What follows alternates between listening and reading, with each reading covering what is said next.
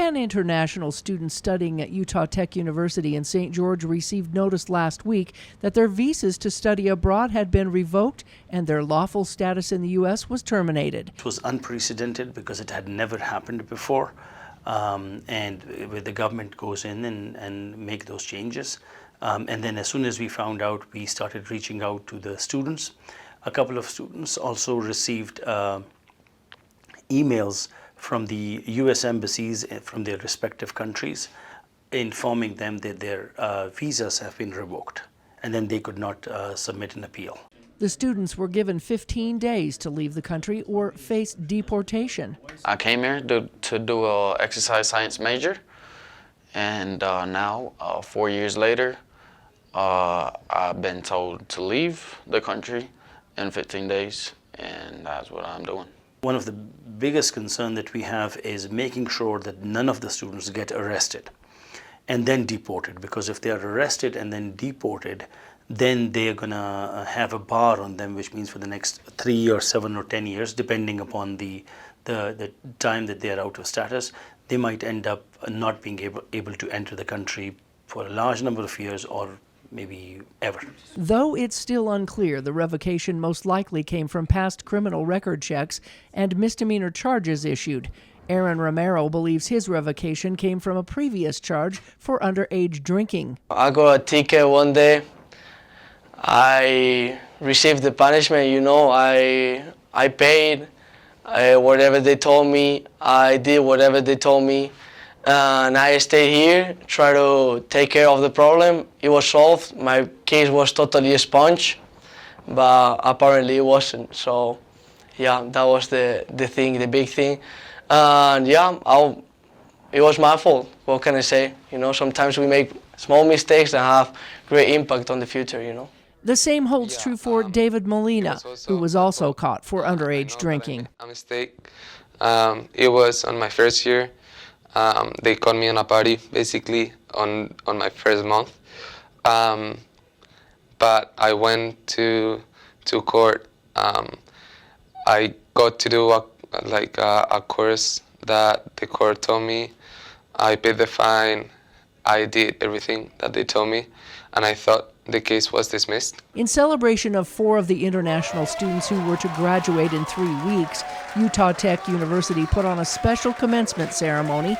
The room was packed with professors, colleagues, and friends in honor and support of their success.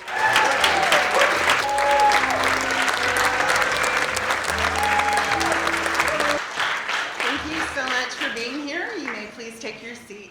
You have reminded us how knowledge knows no borders and how our humanity connects us all.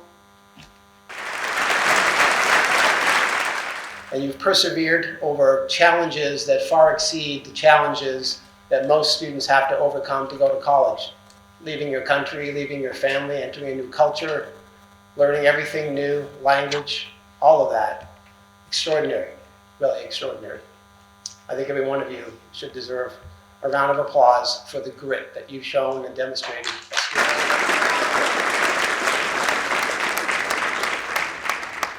By stepping outside of our comfort zones and taking risks, we open ourselves to unexpected opportunities that may otherwise remain undiscovered. All of these students are said to have high grade point averages, and some even leaders among the international students.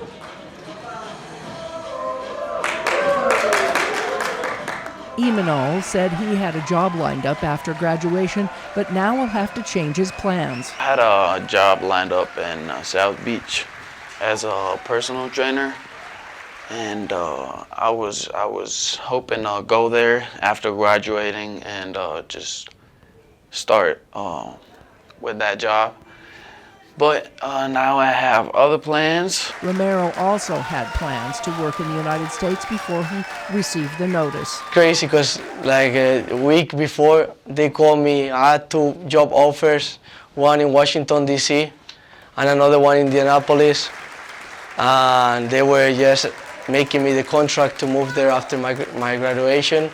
While David won't graduate until next year, he hopes to complete his last 6 classes online from his country and come back and walk next year with his colleagues. Because I want to walk with all my colleagues, with with all the people I've been in class with. In the meantime, he's planning a trip to Phoenix for a last volleyball event. I had just one wish when coming here. I play volleyball, and I've always wanted to go to nationals. And this year, because it's in Phoenix, it's right here. We're gonna get to go to nationals. It's the 17th to the 19th. Bashir said that attracting foreign students from here on out may be more difficult, but he's confident it will happen. But if we stop trying because the news says it's difficult, then we cannot succeed. So we will do it. We are working. I just wanted to thank everybody that let me do my thing and try to improve as a human being, as a professional, as a student. You know? The celebration was bittersweet for the early graduates' accomplishments. As they hugged their classmates and friends to say goodbye, they are hoping to maybe cross paths once again. I've been always trying new things, and this a little stone on my path. No one's going to stop me, 100%. A little sad going back, but it is what it is. And like the others, David notified his parents, who are now looking forward to him coming home. And I'm truly grateful for everything that the university has done for me.